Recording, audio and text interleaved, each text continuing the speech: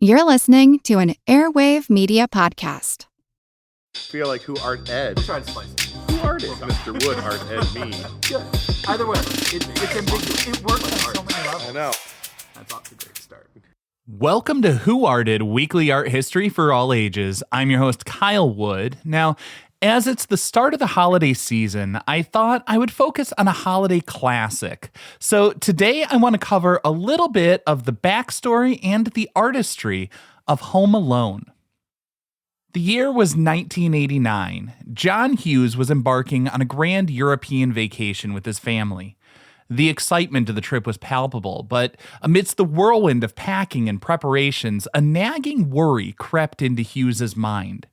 What if, in the chaos of departure, one of his children was accidentally left behind? This unsettling thought took up residence in his brain and refused to leave. It followed Hughes throughout the trip. He couldn't shake the image of his son James alone and bewildered in their empty house. As the days passed, the worry morphed into a morbid fascination. What would a 10-year-old James do if he were left home alone? Upon returning home, Hughes couldn't resist exploring this unsettling scenario further. He sat down and began to pour his anxieties and imaginings onto the page. John Hughes was known for his rapid writing process, and Home Alone was no exception. He reportedly wrote the first draft of the script in just 9 days. Now, Hughes, in addition to being a writer, was also a hands-on producer, and he was deeply involved in the pre-production process. He worked closely with director Chris Columbus to refine the script and visualize the film.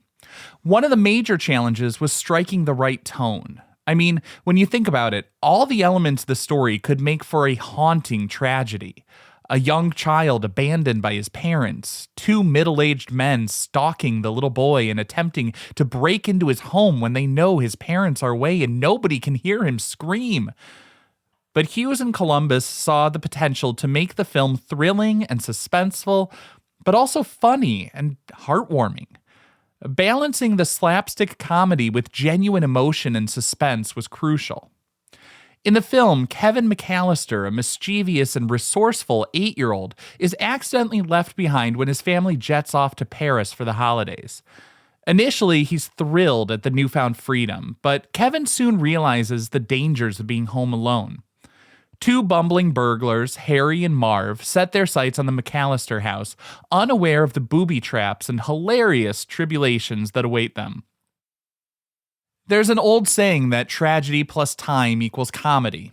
Hughes found humor in the universal childhood fears of abandonment and vulnerability. As he went to pitch the movie idea, studios were generally positive, but had some hesitation. Warner Brothers was interested, but not sure how much money they wanted to spend on a comedy starring a child actor. Hughes took the project to 20th Century Fox, where studio executives loved the concept and greenlit the film with a budget of $18 million. Now, Hughes had already worked with Macaulay Culkin in Uncle Buck and was convinced he was perfect for the role of Kevin.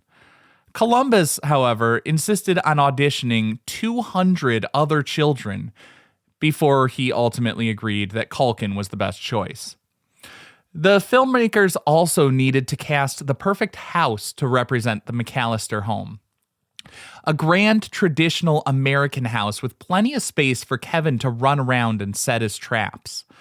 They scouted numerous locations in and around Chicago before settling on a beautiful red brick Georgian house in Winnetka, Illinois. Hughes grew up in the Chicago suburbs and attended Glenbrook North High School, which served as the inspiration for several of his movies, including The Breakfast Club and Ferris Bueller's Day Off. He had a strong sense of the place and often drew inspiration from his own experiences growing up in the Midwest. Hughes wanted to capture the essence of a typical American Christmas, at least as he conceived it, and he felt that Chicago provided the perfect setting. The city's snowy winters, festive decorations, and family-oriented atmosphere all contributed to the film's holiday spirit. When they began filming in February, the crew realized they did not have the budget to make snow, and the ending called for a picture-perfect snowfall for the mother and son reunion. So when it snowed the second day of filming, they dropped everything to shoot the final scene in the snow. As I said, Macaulay Culkin was practically a shoo-in for the role of Kevin, thanks to his previous work with Hughes.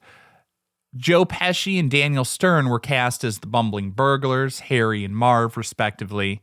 And they found several other talented actors to round out the ensemble, playing Kevin's family, including Catherine O'Hara as the mother Kate and John Hurd as his father Peter.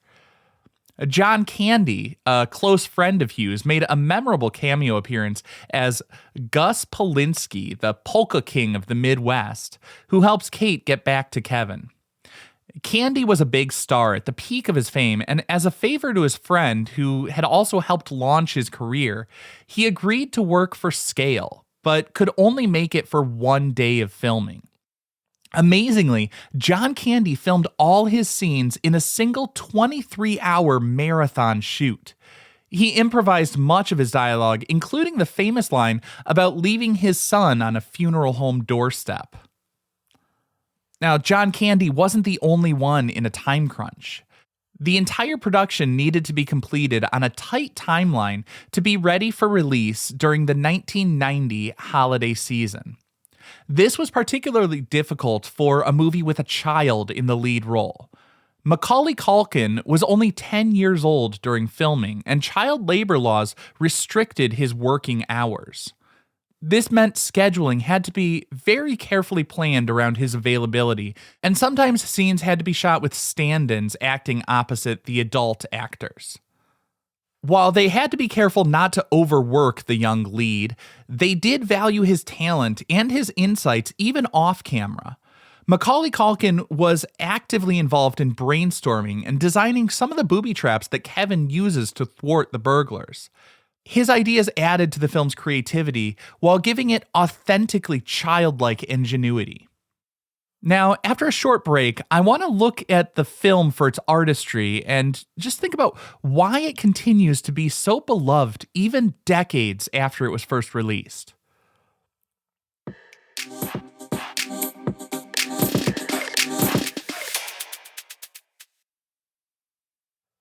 Home Alone is far more than slapstick and pratfalls. It is a beloved family Christmas comedy. It masterfully intertwines humor with genuine emotion, creating a heartwarming story that resonates with audiences of all ages. At its core, the film explores universal themes of family, belonging, and the challenges of growing up, all wrapped in a festive package of holiday cheer and mischievous antics. The slapstick sequences with Kevin's ingenious booby traps and the wet bandit's comical misfortunes provide laugh-out-loud moments that have become iconic.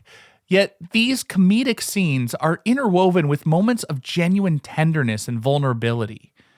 Kevin's initial excitement at being home alone gives way to loneliness and fear, and his encounters with the scary old man Marley reveal a poignant story of isolation and redemption. This delicate balance ensures that the film never becomes overly sentimental or saccharine, while also providing depth and emotional resonance. Marley himself has a poignant backstory. He was estranged from his son and his granddaughter, mirroring Kevin's own temporary separation from his family. The old man who first strikes terror into the heart of our hero reveals a vulnerable side, and in the end, he comes to Kevin's rescue.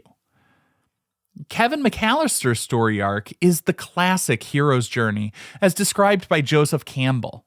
He begins as an ordinary boy, somewhat neglected and underestimated by his family. When he finds himself unexpectedly alone, he's thrust into an extraordinary situation that forces him to confront his fears and insecurities. He faces trials and tribulations, battling the wet bandits and navigating the challenges of fending for himself. Through these experiences, he gains self-reliance, courage, and a deeper understanding of the importance of family. By the end of the film, Kevin has transformed from a mischievous child into a resourceful young hero who's conquered his fears and earned the respect of those around him. I think the film's enduring appeal lies in its ability to tap into universal emotions and experiences. The fear of being left behind, the desire for independence, and the longing for connection are all themes that resonate with audiences, regardless of age or background. Home Alone also captures the magic of Christmas with snowy landscapes, festive decorations, and a heartwarming message of family togetherness. Except, of course, the part where the family wasn't together because, they neglected their child. Now, beyond its comedic and emotional elements, Home Alone is also a technically well-crafted film. The cinematography captures the beauty of the McCallister house and the surrounding neighborhood. The cameras were often held lower and show wider angle shots with brighter lighting to make it all feel more like it's viewed through a child's perspective. Now, as we look at the lighting and the color, they made the airport and Paris scenes appear a little bit cooler, which you could argue symbolizes leaving the warmth of the home. The editing maintains a brisk pace that keeps the audience engaged.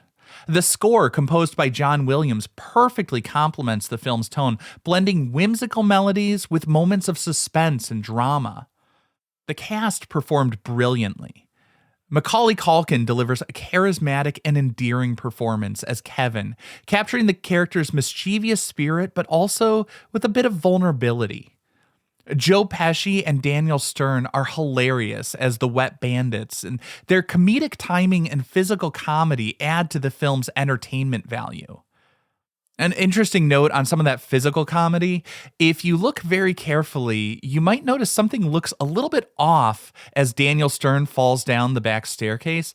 Apparently, they put a plywood board over the stairs and then painted that board to look like stairs so the stunt double could get a more cartoonish slide as he went down the stairs. Of course, all of that slapstick humor might be silly and entertaining for a moment, but the supporting cast with Catherine O'Hara and John Hurd provides strong performances that ground the film in emotional reality. And I think this is one of those moments where the final product is greater than the sum of the parts. They hit both of those tones so well, it resonates very deeply with people while still being very entertaining and palatable.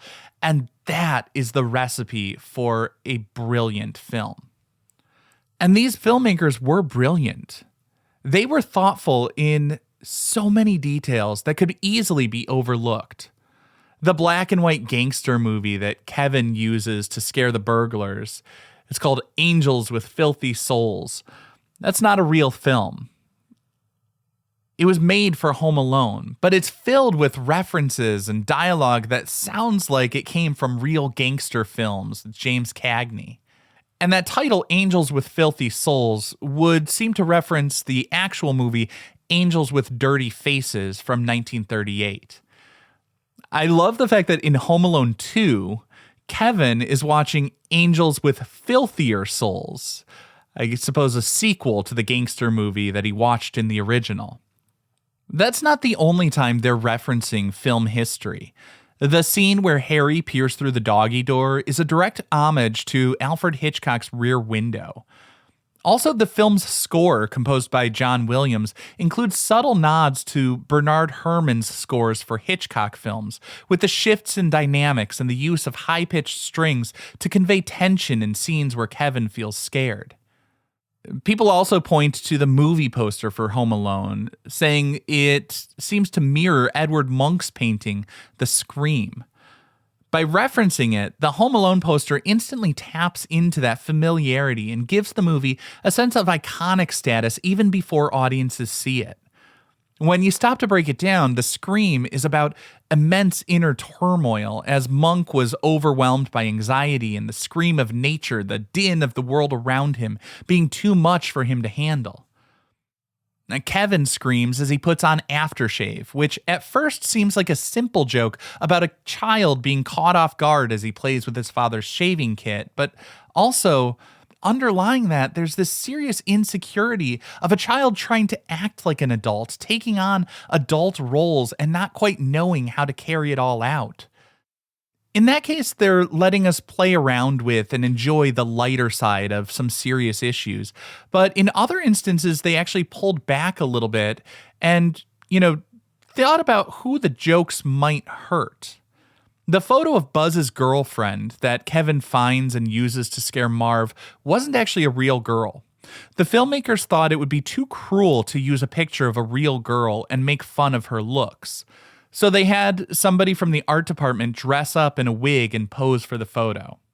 I think what sets Hughes apart from other comedy writers was that he wasn't just going for a joke that he could fit into the movie. He wanted the right jokes that would advance the story. Home Alone has become a modern classic because it was a meticulously crafted blend of humor and heart. It invites viewers to playfully engage with deep fears, but with a satisfying and triumphant resolution. And the bad guys fall down a lot, and that's something that'll never not be funny. This concludes this week's episode of Who Arted, part of the Airwave Media Podcast Network. If you found this tolerable, please leave a rating or review on your favorite podcast app. You can find images of the work being discussed this week and every week on social media at Who Arted Podcast on Twitter, Instagram, and TikTok, and of course on the website whoartedpodcast.com. Podcast done.